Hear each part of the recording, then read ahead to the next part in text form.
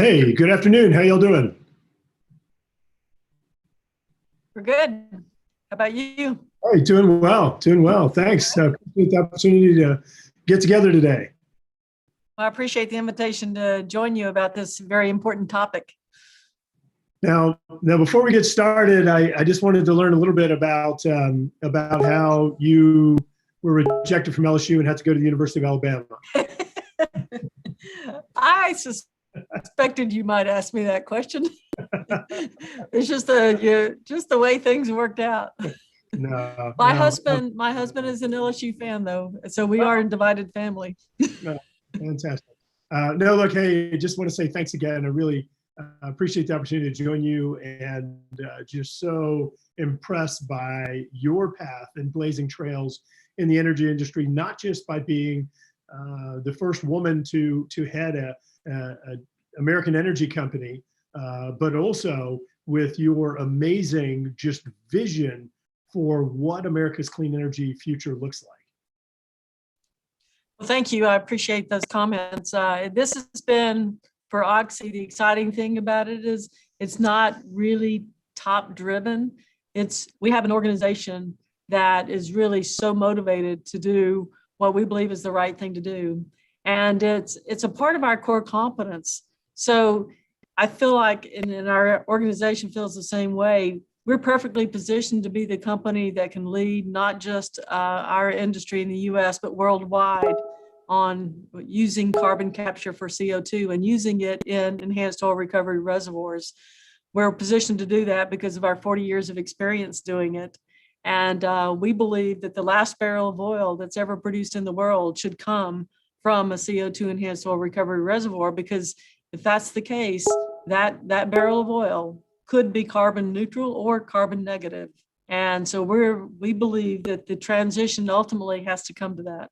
Which let's highlight that for just a minute. So you said carbon neutral or even carbon negative, yet using what is perceived as a conventional energy stream. So you're talking about a scenario where you're continuing to produce American resources. It is conventional fuels, which is based upon the infrastructure that we have all over the United States. And it is a fuel that is projected to see a 50% increase in demand globally in regard to fossil fuels over the next probably 30 years.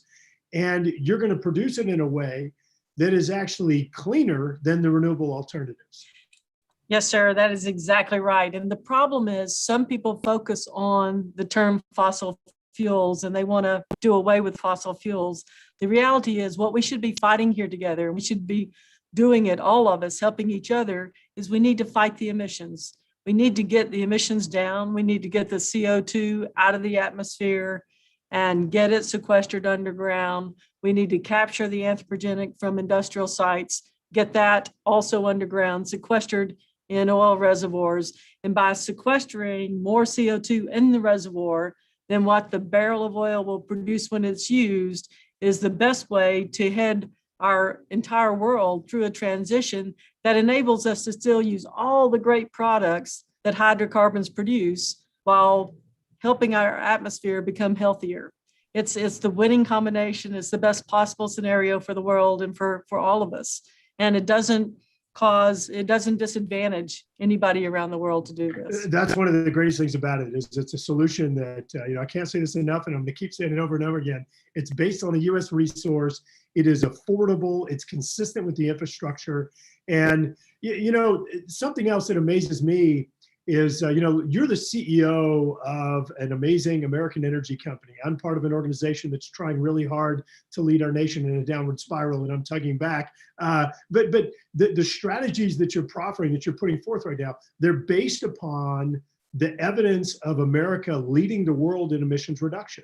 We've been able to lead the world in reducing emissions. We've been able to do it while creating jobs, while ensuring that energy is affordable, while ensuring that the United States doesn't become more dependent upon foreign energy sources, yet rather the opposite, in that we are now exporting our energy, natural gas, for example, just from our home state to 36 countries around the world. And you are doing it in a way that meets this clean energy future that's so important to America and to the world, and that you're doing it in a way that is either net zero emissions or actually reducing emissions. It's amazing, because when you compare that strategy to some of the other ones that are being put out there, we're going to become more dependent upon China. We're going to become more dependent upon other countries that don't share American values and often challenge us militarily. And we're going to increase the trade deficit. We're going to move jobs overseas.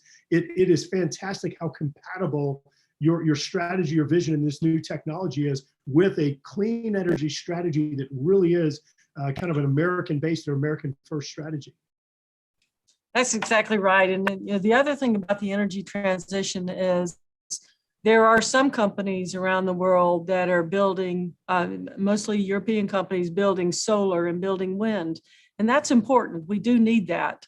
But in the United States, we not only changed the world oil market by our shale revolution. What that shale revolution did is based on the engineering that we put into getting hydrocarbons out of the shale, which was not easy. It was a difficult task, but we did it. We were able to change the world with that particular technology and expertise. And now what we're trying to do is ensure that we make the most of what we've done, because CO2 can be used in conventional reservoirs, which we've done for 40 years to increase production with existing infrastructure. But we've also done 4 pilots on shale. So we can now use CO2 in our shale play in the United States, which extends the opportunity for us to get more out of the shale. Today, we only recover about 10 to 11% of the hydrocarbons in the shale, but with the CO2 in the shale, we can recover probably double what we have recovered or what we would recover otherwise. So the use of CO2 is going to be not only helpful for the environment, but it does help continue the U.S. Independence with respect to oil production, as we have been recently. And so I'm excited about that, and everyone should be excited about that. We can do it in the Permian, we can do it in Colorado, in the DJ, we can do it in the Bakken, we can do it in a lot of places domestically. That preserves the oil and gas jobs. But as we build these facilities that we need to capture the CO2 to make this happen, that creates additional jobs. So this is not a scenario where we have to replace oil and gas jobs with some other type of position for these workers to go to. We're actually expanding the workforce as we do this.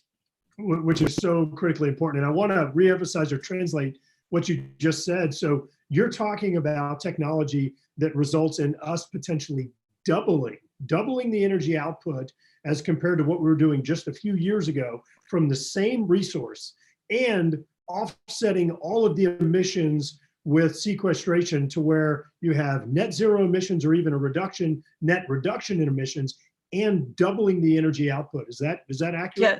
And let me clarify. Yeah, you're right. Doubling the recovery of the resource over time. Now, with respect to what that looks like on a barrel of oil per day basis, I don't know if we'll ever get to 13 million barrels a day again in the United States. I don't think that's going to happen, but we're at over 11 million today, and 11 million makes us pretty independent from an energy standpoint. So I think if we can continue with using the technology that we're describing, we should be able to hold that for a while and to get the most out of our reservoirs. All I know is that gasoline prices have gone up 70 cents a gallon in our state since the election, and I want to make sure things go in the other direction. Hey, can we talk for a minute about some of the technology? So you've talked about how you're going to use sequestration and enhanced oil recovery to improve the production or increase production. You've talked about how it's going to sequester the greenhouse gases. Can you compare that to direct air capture and sort of how those two approaches sort of differ? If you're going to be capturing your own emissions from your own activities as compared to actually doing direct air capture, and how that technology potentially revolutionizes the future in regard to greenhouse gas emissions and reductions. Definitely. As you said, we are capturing and reducing emissions from our own operations using various technologies, advanced technologies in some cases, which if we have time, I'll talk about later. So in our own operations, the reduction of emissions is our highest priority. And beyond that, we're doing two other things that are critical for the environment, but also helpful for the for additional production of oil and gas at reasonable cost here in the United States. And that is taking anthropogenic CO2 from industrial sites. And that means retrofitting industrial sites such as ethanol plants and cement plants and power generation. Thus far, we have agreements with White Energy to take their CO2 from ethanol plants that they have in Texas, and we're going to take CO2 from a cement plant in southern Colorado. And those are our anthropogenic sources. Now for the atmospheric CO2 or ambient CO2 that we're going to take and use in our oil reservoirs, that's going to come from direct air capture.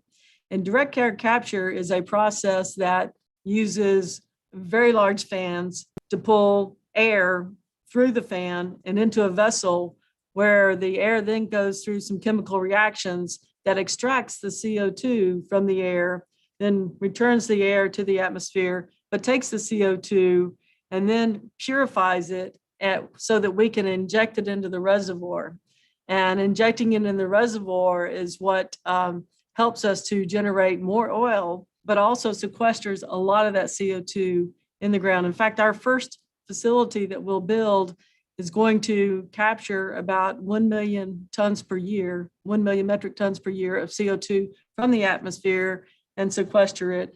That's equivalent to taking more than a couple of 100,000 cars off the road, equivalent emissions. And so it's a project for us that's really, really exciting.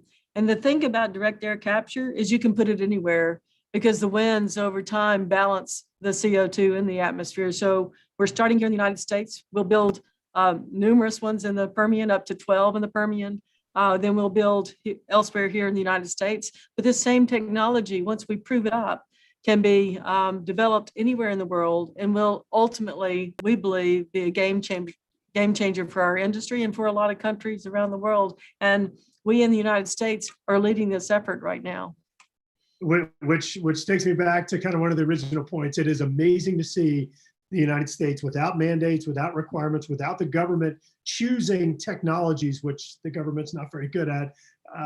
We've been leading the world in reducing emissions. The fact that the United States has reduced emissions more than the next 12 emissions reducing countries combined. And you said the exact strategy on how we've done it. We've done it through innovation. We've done it just like by the technologies, by the concepts that you're talking about right now.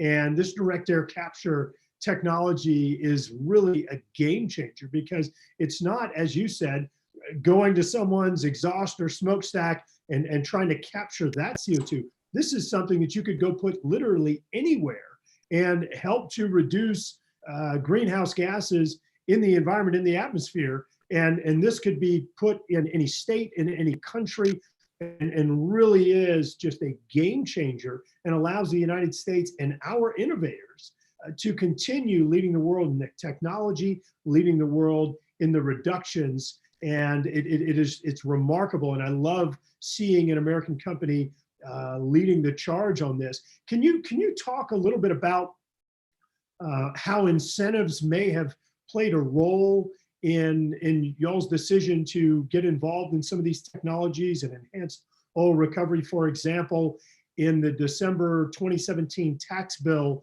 that Republicans pushed through the Congress and President Trump signed, we did a tax incentive called 45Q.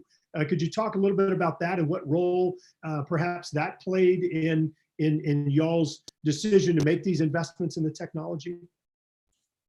It was the deciding factor for us because direct air capture, you can't make it work today without 45Q, the incentive from 45Q. It was absolutely critical for that to happen, for us to be able to do our first project.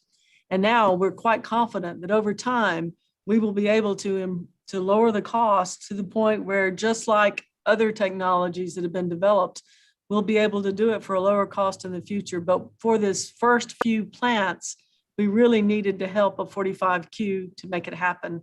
And without that, we wouldn't be where we are today and doing this today. So we're very excited and appreciative of what what happened with 45Q and the effort that went into putting that into place. Which again, it's a tax incentive that incentivizes the sequestration of greenhouse gases, and it does it through the tax code. It's an incentive, not a mandate, but it has, in your case and in many, many others, it's actually made this approach economic that allows the United States to, again, continue to be the innovators, develop the technology, and continue leading the world in emissions reduction. You know, when I talk to our constituents and often share the news, because I don't think it's widely understood that the United States is leading the world in reducing emissions. We're often painted as the bad guy, and we're the ones that are increasing emissions. But when I talk to constituents about how the United States has led the world in reducing emissions, and China, on the flip side, has actually increased for every 1 ton of emissions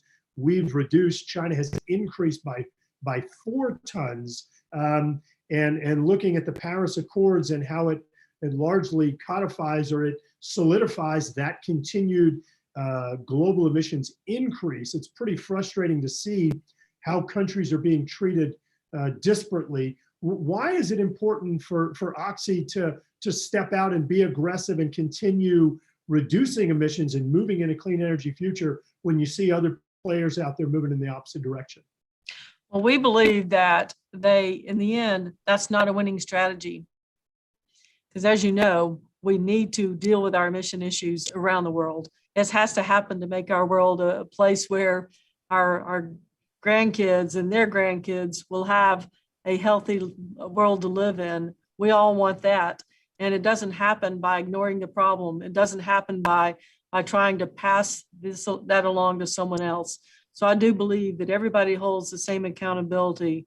Everybody should be working toward a solution for this problem. We believe we have the best solution in place that's going to help, in addition to electric vehicles that need to happen. But the electric vehicles need to be built using emission-free energy that's generated to help them. We can do all of that. And we actually need a lot more people to get on board with this strategy. I'm so happy with what's happening and what you're driving, because you're driving the exact type of incentive that needs to happen. So rather than, as you said, a mandate or something that's punitive, to have an incentive based where we can actually go out and manage some certainty around how we're going to be able to make this economical. That's the way to make this happen and to make it happen faster. You know, you bring up a point about electric vehicles and the charge associated with them. A lot of people, I think, forget that electric vehicles are as clean as the energy source that they're charged by. And what you're doing actually results in producing American energy, but in a way that's fully offset. So you can actually provide the electricity that's needed to charge these vehicles at net zero emissions. So clean energy that then provides these vehicles. But then it brings us kind of to the next question. When you start digging in on some of these clean energy strategies, you realize that a lot of roads lead to China. And of course, one of the most important and expensive components of electric vehicles is the batteries. And the batteries take a lot of critical and rare earth minerals that actually is cornered or monopolized by China. And so it's really important that we look at the entire supply chain when we talk about a clean energy future, to make sure that these products are being produced in a way that truly is most sensitive to the environment, which of course the United States leads the world in most cases in the most environmentally sensitive regulations and energy production and mining and things along those lines. And so if we truly care about the global environment, and you're going and creating jobs in China, and you're relying upon Chinese mineral production, which, as I recall, I think it's over 500 pounds of mining for every 1 pound of battery material that's ultimately used. And so we've got to make sure that we're looking end to end at these energy supply chains to understand what's doable in the United States versus in other countries, which is why this package of legislation that Republicans are offering up now helps to focus on kind of that next generation of energy technology. How do we further incentivize carbon sequestration and direct air capture? How do we help to get our own supply chain of these critical and rare earth minerals to where we can produce those products in the United States, again, further creating jobs, not relying upon China and its very contrary values and military security interests, and instead rely upon creating jobs here, rely upon creating economic activity here. It's a very, very different path, I think, than what you're seeing proposed by many. Well, definitely. And I think that certainly what we're doing here in the United States and the support that we get to develop innovative things, it's leading us to do a lot, not just direct air capture. In fact, so you brought up the electricity and how we do that. We also are developing something that's called net power. And net power is a new technology that generates a lower cost of electricity that it uses a different process where you combust hydrocarbons with oxygen instead of air. So it spits off a almost pure stream of CO2, also for use to generate a lower cost of oil. And so we feel like with what we're doing on the electricity side with direct air capture, we're going to have the ability to provide our net neutral or net negative oil to industries that have a more difficult time in decarbonizing, like the aviation industry and maritime. In fact, United Airlines has partnered with us to build this first direct air capture facility. So they're recognizing that something needs to happen there, and we can be a provider of that. As you said, while better battery technology is being developed for the electric vehicles and generation in that regard, we can provide the aviation and maritime industry with fuels that are emission-free. You know, and I love solar energy and wind energy, and they play a really important role in our clean energy future. But many folks have been prejudiced toward opportunities to further use America's energy resources in a way that is cleaner, that is affordable. And I just want to highlight the project you brought up, Net Power. So this is natural gas fired electricity, net zero emissions, and market energy prices. And y'all are going from a demonstration project of, I believe, 50 megawatts up to these new industry scale projects that are going to demonstrate this technology that proves that conventional energy sources can play a really critical role in America's clean energy future. That's exactly right. And to move on to other products, I think that you had been interested in whether or not carbon can actually become a commodity. One of the other really exciting things that we're doing is we're starting to move from the lab to a pilot facility that will actually take carbon and through a process of photosynthesis, turn it into bioethylene, which is a product that we need for our chlorovinyls processes in our chemical plants. And so we believe that if you can figure out how to capture the carbon and do it economically, which ultimately we will with all the support we're getting from 45Q, then you can take those products and you can start to figure out other things that you never imagined you would be able to do.